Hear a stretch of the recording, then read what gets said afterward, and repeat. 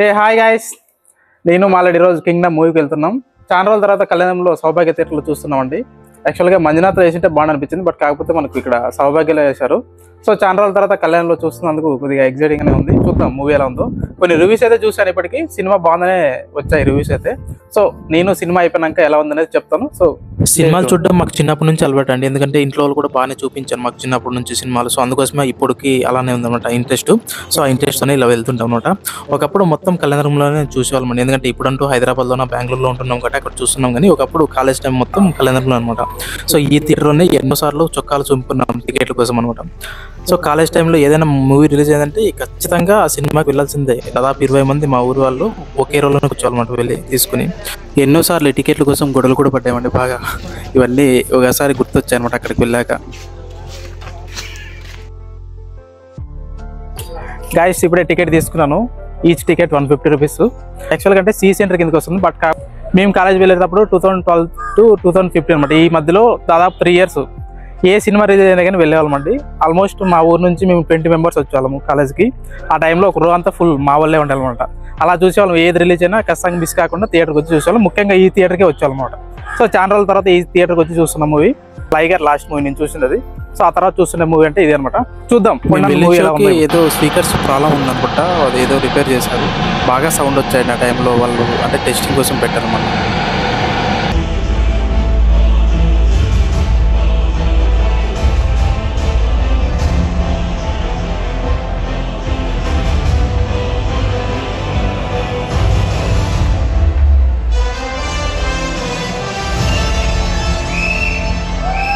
Guys ఇప్పుడే first half అయిపోయింది. Titles card అయితే కొంచెం డిఫరెంట్గా ఉంటుంది మనకి. అంటే బాహుబలి 2లో మనకు ఉంటుంది కదా టైటిల్స్ కార్డు, సేమ్ అలా ఉంటుంది. నాకైతే బాగా నచ్చింది. తర్వాత అనిరుద్ బీజిఎం బాగుందండి. అండ్ విజువల్స్ కూడా చాలా బాగున్నాయి మనకు. అంటే వంశీ అన్న బాగానే ఖర్చు పెట్టినట్లున్నాడు. చాలా సినిమాటిక్గా బాగా మనకి స్క్రీన్ అయితే బాగా విజువల్గా గ్రాండ్గా ఉంటుంది అన్నమాట చూసేటప్పుడు. తర్వాత విజయ్ యాక్టింగ్ కూడా పర్లేదు ఈ సినిమాతో బాగా. సో అర్జున్ రెడ్డి తర్వాత నాకు బాగా ఆయన కళ్ళల్లో కానీ ఆయన యాక్టింగ్లో కానీ అంత ఇంటెన్సిటీగా చూసింది అయితే ఈ సినిమాతో. నేను మళ్ళీ తర్వాత సత్యదేవికి అండ్ విజయ్ దేవరకొండకి జైల్లో ఫైట్ ఉంటుందండి. ఆ ఫైట్తో ఎక్కడికి వాళ్ళిద్దరు కలుస్తారన్నమాట చాలా సంవత్సరాల తర్వాత.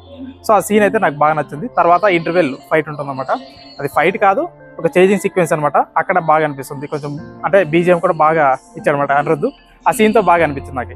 సో ఇప్పటివరకు అయితే ఇంటర్వ్యూల్ అయిపోయిందండి. తర్వాత కింగ్డమ్ కోసం వెళ్తే వార్ 2 ట్రైలర్ కూడా ప్లే చేశారండి. అదైతే బాగా హ్యాపీని ఇచ్చింది నాకు, ఎందుకంటే తారక్ కన్నా స్క్రీన్ మీద కనిపించేసరికి ఒక్కసారిగా బాగా హై వచ్చేసింది అనమాట.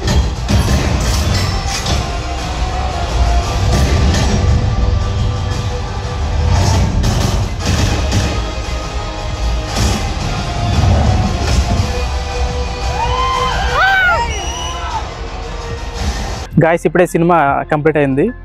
సినిమా అయితే నన్ను చాలా డిసప్పాయింట్ చేసిందండి. ఎందుకంటే ఫస్ట్ హాఫ్ చూసినప్పుడు బాగానే అనిపించింది, ఎందుకంటే స్లోగా ఉంది. కొంచెం గౌతమ్ తిన్నూరి సినిమాస్ స్లోనే ఉంటాయి, ఎందుకంటే మనం జెర్సీ ఆల్రెడీ చూసాం. సో స్లోగా స్టార్ట్ అయ్యి బాగానే ఉంటుంది. అంటే సెకండ్ హాఫ్లో అనుకుని నేను ఎక్స్పెక్ట్ చేశాను, కానీ సెకండ్ హాఫ్ అయితే చాలా వరస్ట్గా ఉందండి. నాకైతే చాలా డిసప్పాయింట్ చేసింది నా వరకు అయితే. ఇంకోటి మనకి అన్ని సాంగ్స్ బాగుంటాయి, బీజిఎం అంతా బాగుంటుంది. ఒక సాంగ్ అయితే లేపేశారు, హృదయం అనే సాంగ్ అసలు సినిమాలో లేదు, ఎందుకు తీసేశారు అర్థం కావట్లేదు. అండ్ హీరో హీరోయిన్కి ఒక 10 to 15 minutes కింద ఎక్కువైతే లేవండి సీన్స్. అండ్ ముఖ్యంగా ఆ సాంగ్ లేపేశారు కదా, అసలు దాంట్లోనే మెయిన్. అంటే సినిమాలో అంటే వాళ్ళిద్దరు కొంచెం క్లోజ్నెస్ అయ్యే ఛాన్సెస్ ఉండేది. ఆ సాంగే లేపేశారు కాబట్టి మనకు అసలు వాళ్ళు అంత తొందరగా ఎందుకు అట్లా కనెక్ట్ అయ్యారు కూడా అసలు అర్థం కాదు. ఒక్కో సీన్లో అయితే ఇంటర్వెల్ తర్వాత వచ్చిన సీన్లో అంటే క్లైమాక్స్లో సత్యదేవ్ చనిపోయే ముందు ఆ సీన్ అయితే నాకు చాలా కోపం వచ్చింది అనమాట. అసలు ఎందుకుందంటే నేను క్రికెట్ సినిమా చూస్తాడు రవితేజ్ మీద బాగా కోపం వచ్చింది అనమాట. ఎందుకంటే ఎప్పుడు మారుతారు రా స్వామి, అక్కడ చనిపోతున్నారంతా, ఇతను ఎప్పుడు మారుతాడని చెప్పేసి చాలా సార్లు కోపం వచ్చింది అనమాట సినిమా చూసినప్పుడు. ఆ తర్వాత నాకు కింగ్డమ్లో విజయ్ ఎప్పుడు మారుతాడు అంటే మారుతాడని కాదు, అక్కడ అందరూ చనిపోతుంటారు, ఈయనేమో ఇక్కడ బాగా హ్యాపీగా పనుకునేసి ఉంటాడు.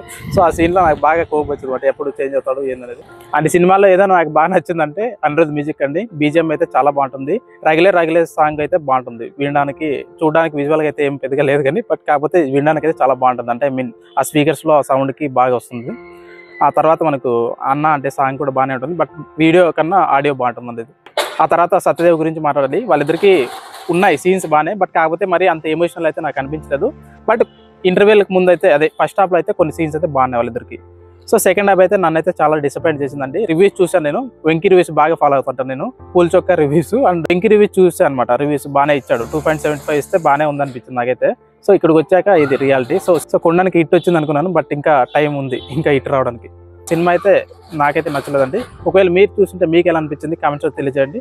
ఇదండి నా రివ్యూ కింగ్డమ్ మీద. Thank you. Thanks for watching.